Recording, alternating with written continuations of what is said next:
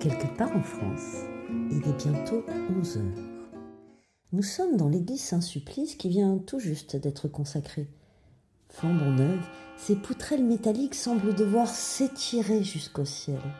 Les vitraux scintillent dans le soleil de cette fin d'été, laissant pénétrer une lumière bigarrée et presque étrange dans la salle d'un blanc glacial. Le père Michel achève la prière dominicale. C'est un homme grand, de belle stature. On devine facilement sous les habits sacerdotaux son goût prononcé pour le décorum, apanage de son ministère.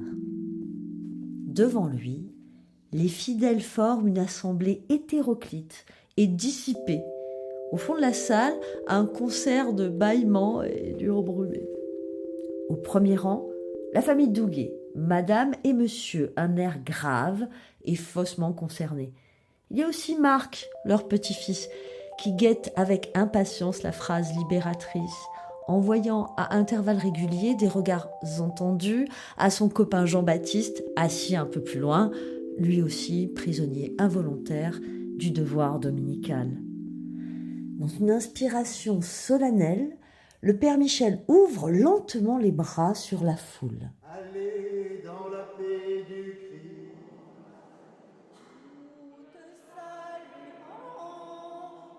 Ça, c'est la voix de Béatrice. Dame patronnesse et par la grâce de la Providence, chantre autant que faire se peut. Elle dirige les fidèles avec un enthousiasme non dissimulé, mais malheureusement peu communicatif. Le visage du curé, pourtant impassible, est traversé de rictus chaque fois que la voix s'échappe dans des aigus inconnus ou trébuche sur quelques notes. La foule, quant à elle, à la fois saoule et anesthésiée, ne réagit plus que dans un homme passif et extatique, comme le coureur de marathon qui sent la subtile déchirure du ruban d'arrivée sur son torse.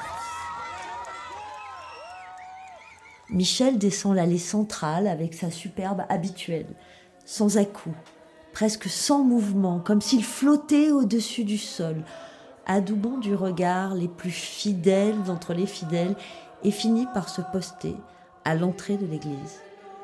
L'assemblée le suit, laissant Béatrice finir triomphalement sa mission. Le curé salue ses ouailles avec une certaine hauteur, en bon berger qui compte ses moutons, tout en prenant garde de soulever son aube à leur passage. Le dernier fidèle sorti, il fait volte-face et remonte à grandes enjambées l'allée comme s'il devait affronter toutes les tempêtes de l'Oural. Béatrice, qui s'affairait à ranger papier, missel et cierges, s'interrompt pour le rejoindre, avec toujours la même candeur. « Ah, mon père, je crois qu'on a mis le paquet aujourd'hui. » Bien sûr, Béatrice. Comme toujours. Écartant de son ton toute effusion supplémentaire, il la salue rapidement et la dépasse, pressant le pas vers la sacristie. Là attend Yvette, plantée dans la détermination de son pragmatisme. Michel enlève rageusement son aube. Regardez-moi ça, Yvette. Encore ces malpropres qui piétinent mon aube. Vous vous rendez compte ? Je pense bien, mon père. Je vais la nettoyer. Ce sera immaculé. Tout en se recoiffant, le curé feint la gêne avec un petit soupir. Yvette, peu encline à goûter aux subtilités de ses douleurs, continue de s'agiter autour de lui comme une mouche autour d'un pot de miel. Mais soudainement désœuvrée, elle ajoute : À quelle heure pensez-vous manger, mon père ? Ça dépend, Yvette. Vous m'avez gâté ? Mais oui, je vous ai fait des rognons à la crème.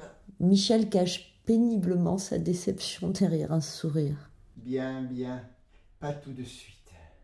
Je crois que je vais réfléchir à la décoration de l'église pour la Toussaint. Pour la Toussaint ? Oui.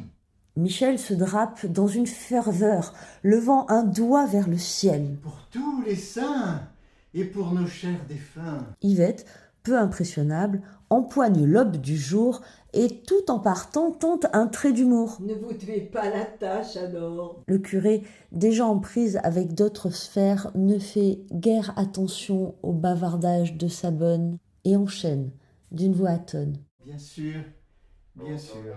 Il a enfilé son blazer noir sur costume noir, où seul se détache le col romain, marque indéfectible de son appartenance à l'église du même nom.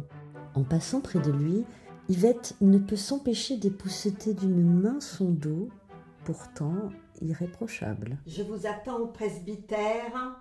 Oui, oui. À tout à l'heure. Désormais seul, le prêtre pénètre dans l'église. Il vagabonde au gré de son inspiration, se plaçant là, puis là, comme pour humer des ondes invisibles.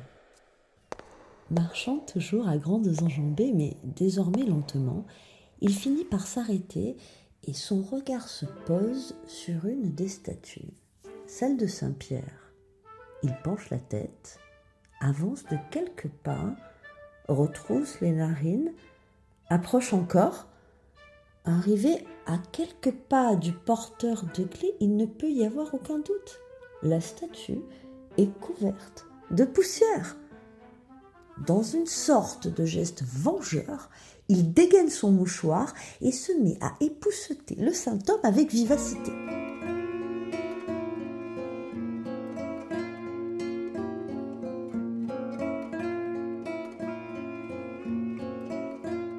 À quelques pas de là, au 13 de la rue des Acacias, se trouve au dernier étage l'appartement de Monsieur Dieulefit.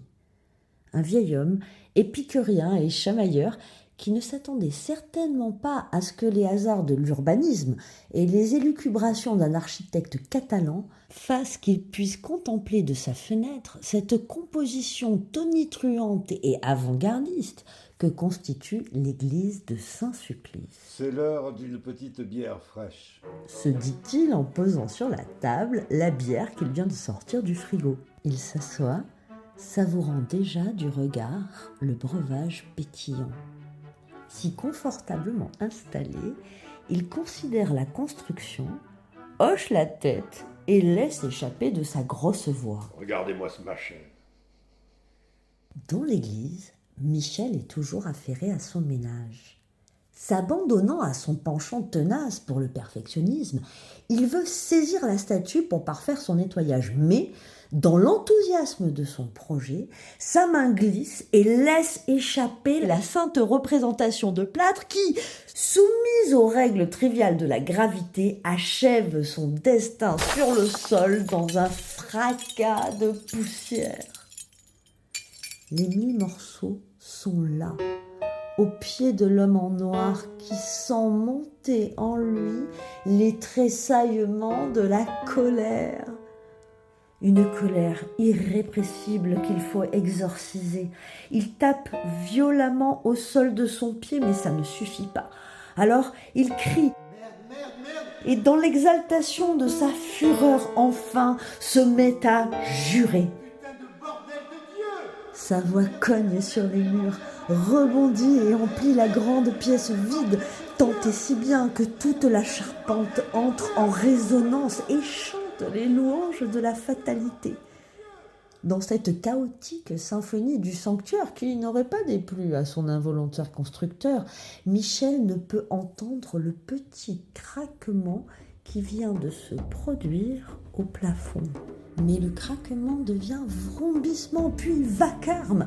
Le prêtre a tout juste le temps de lever les yeux pour voir le mikado de métal se tordre et se serrer. En une seconde, il comprend que son âme est tout près de rejoindre le Créateur et dans un élan de foi, il se jette sous l'autel, une table de pierre massive offrant à son désarroi et à sa surprise un abri inespéré. Une hérésie, ce vieil autel, avait déclaré l'architecte catalan. En voyant s'effondrer devant lui le chef-d'œuvre d'architecture moderne, il agite la tête en s'exclamant « Un miracle, ce vieil hôtel !» Une longue lapée de la boisson bullée est en train de chatouiller l'œsophage de Dieulefit. Il sourit. Les yeux mi-clos, il lui semble voir le saint bâtiment vaciller. Il se redresse, regarde son verre, puis revient à la fenêtre. Il hoche les épaules et reprend une gorgée. Mais Son geste est soudainement arrêté par un tohu-bohu assourdissant. Il s'approche de la fenêtre pour constater le désastre. Saint-Sulpice a vécu son dernier supplice. D'abord, le surréalisme de la scène le saisit. Puis, sans qu'il puisse le réfréner, un rire lui échappe. Puis un second.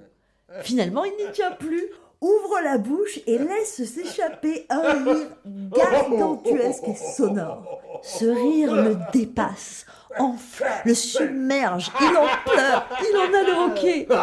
Dans une dernière inspiration de cette joie fabuleuse, son cœur s'arrête, tout simplement. Le vieil homme succombe et tombe lourdement à terre.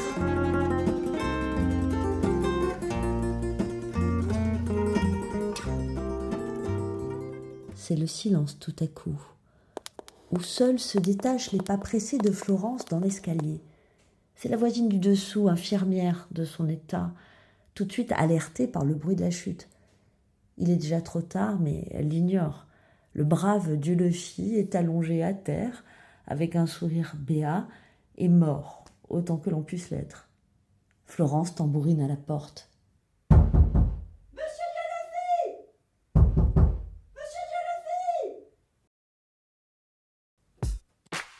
Ah, mon père! Je crois qu'on a mis le paquet aujourd'hui!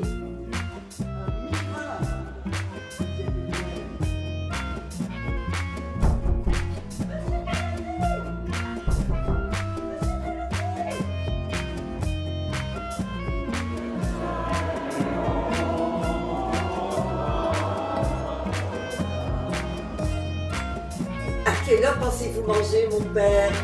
Ça, Henriette, vous m'avez bien dit.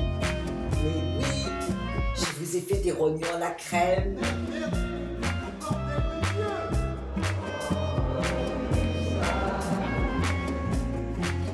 Allez,